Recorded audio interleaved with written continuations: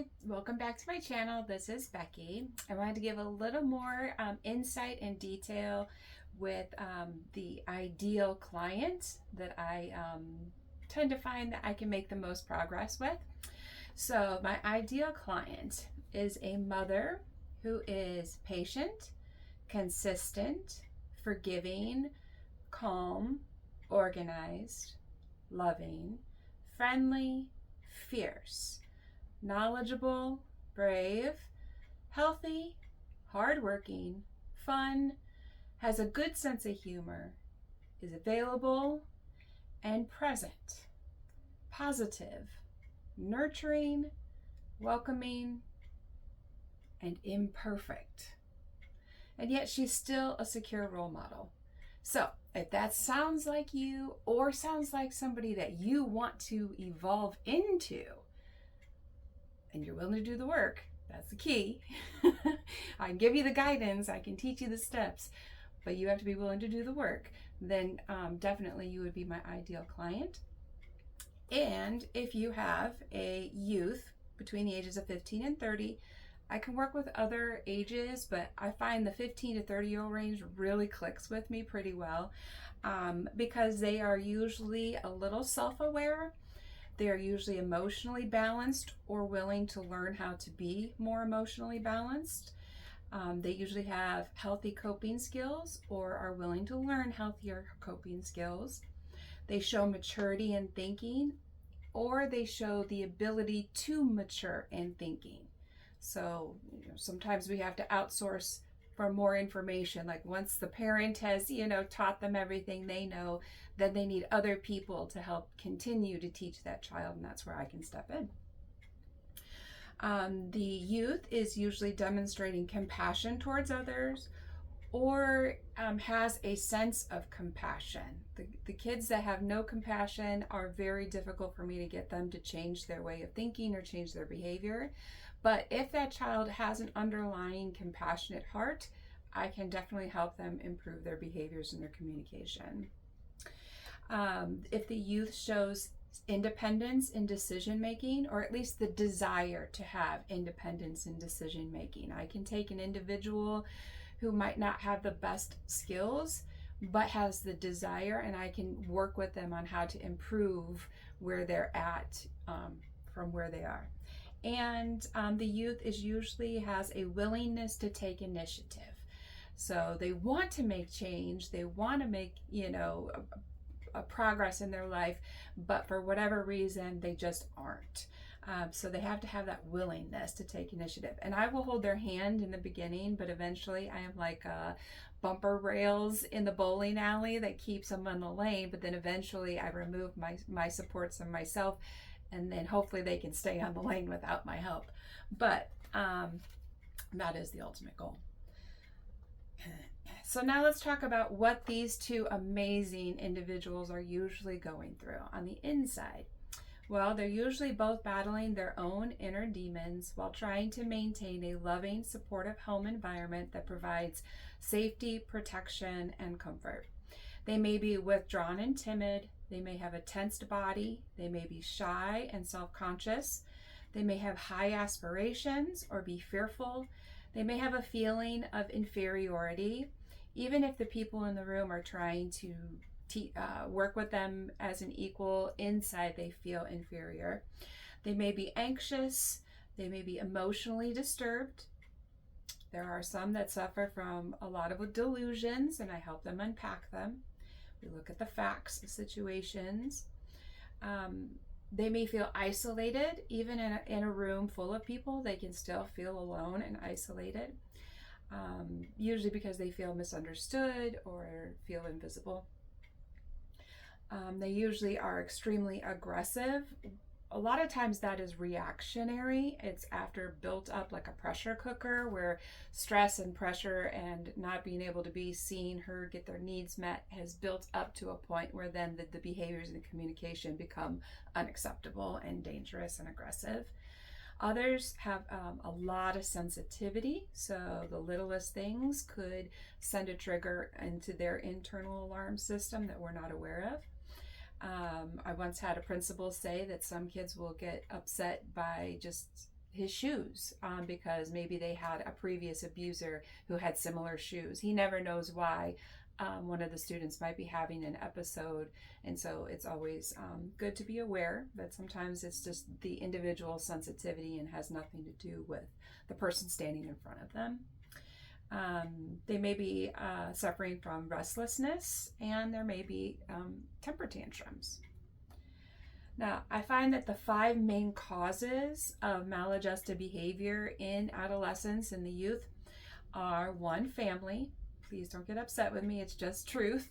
It's the social, the economic, as well as the psychological factors that run through that bloodline. We also have physical, mental, or visual impairments. So if there are neurological deficits that impair the senses, that hinders their ability to have all the information they need to fully make decisions at a high enough level. And so we have to be aware of the fact that they are making decisions at the best of their cognitive ability, and instead of punishing them for that, we need to help expand their consciousness, teach them new ways, and provide them new ways of communicating and demonstrating behavior to get their needs met. But that can be impacted when you have actual impairments.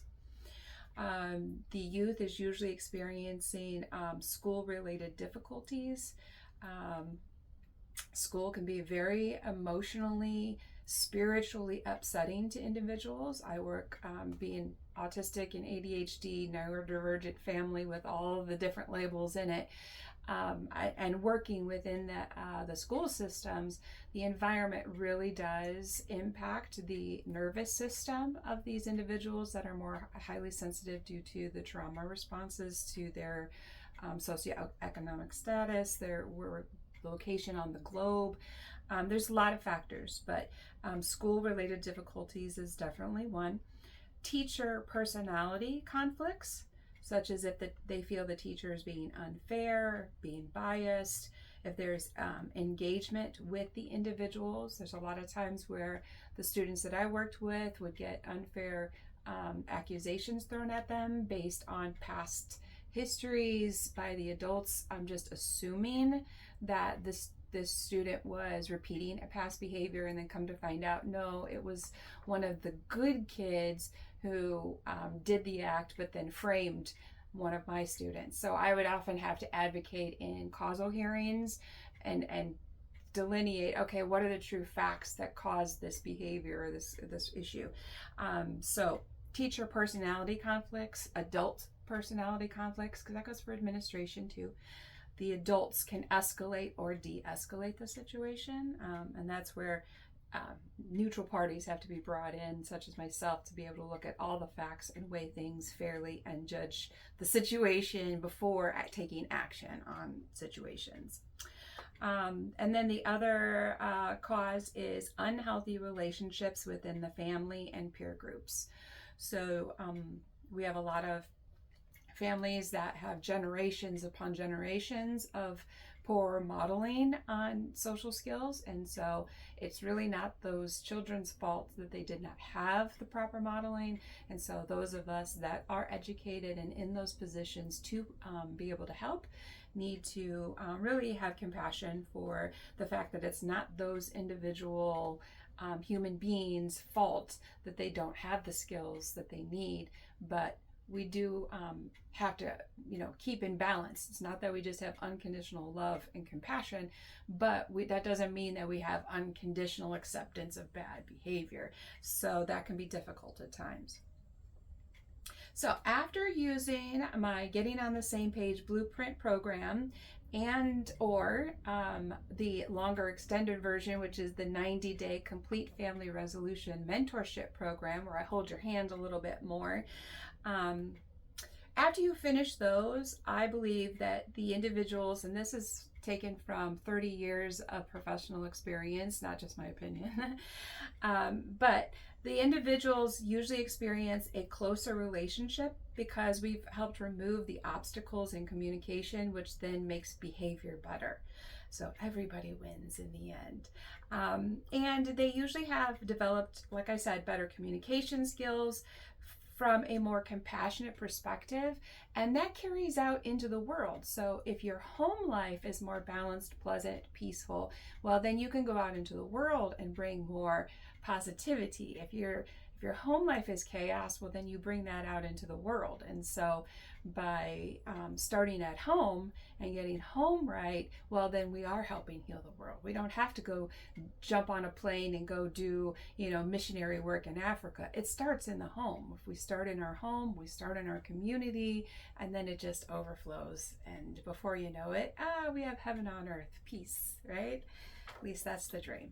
So a key to the kingdom is knowing when to speak and when not to speak, knowing how to speak, knowing the right words to speak. And that is very complicated. And I'm not going to be able to explain it all in these videos. Even throughout the next 50 years of my life on this planet, I wouldn't have enough video coverage to be able to teach it to you, which is why I really hope that you will take what I'm about to share, this wisdom, and then reach out to me so we can have a further conversation about it. So you want to develop some sort of mantra that you can use when you're in a stressful situation, when you know that conversation needs to be paused and revisited or just completely ended, but doing it in a way that's going to be beneficial. So here's the phrase that I would use. I need you to take a minute to check in with your inner G. Choose a way to adjust your energy, then find your words and come back and talk to me. So whenever my, children or my students would come at me, very emotional state of mind, this would be something that I would be able to, I would do it telepathically because I am skilled in being able to do that after all these years of practice. And I use that with my nonverbal clients as well. So like I said, I've worked with all types of individuals, but what I usually do is I repeat that mantra telepathically to the person, as well as initially I say that to them, but then I develop a look, and over time, when you work with someone for years on end, you learn. And so I eventually don't even have to say something like that. They learn the look. They learn what they need to do, they adjust themselves, and then they come back when they're ready, and then we can have the conversation without all the emotions attached to it. So like I said, the key to the kingdom, this is the one I use. Take a minute to check in with your inner G, that's your inner God, right? Meditate, pray. Then choose a way to adjust your energy. That might mean go take a nap. That might mean go eat something. That might mean you need to go exercise before we have this conversation. Get that energy regulated and then come back. And then find your words during that time. So if you're going to go for a run or you're going to go work out, be rehearsing in your head how you want that conversation to go and make it a positive one. Don't rant in your head, oh, I'm going to tell them this and I'm going to tell them that. No, find the best positive outcome of how everybody in that situation can win, and create that wiring in your brain for it to have a positive outcome. I'm just so grateful that you're here. Thank you for sticking through the long messages. I try to keep them super short because I know how busy everybody's life is and we got lots of responsibilities. So go ahead and like and subscribe if you enjoy this content. Please share it so that we can get the message out. And I look forward to talking with you again in my next video. Have a great day.